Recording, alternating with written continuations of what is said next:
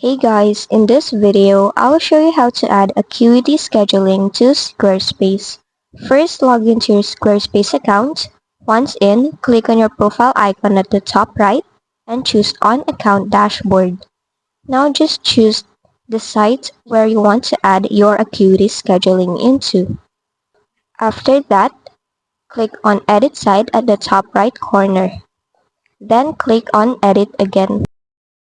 Now, go to the section where you want to add your Acuity scheduling. For here, I'm gonna go and add a new section. Just add in a blank one.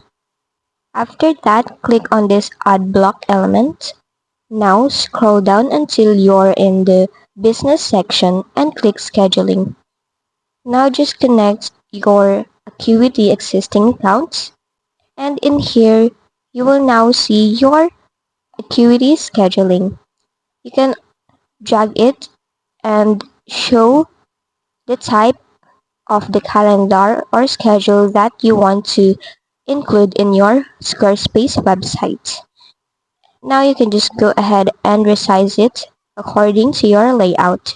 And that's just basically it. That's how you add Acuity scheduling to Squarespace. If this video helped you, don't forget to like, subscribe, and hit the bell icon for more tutorials.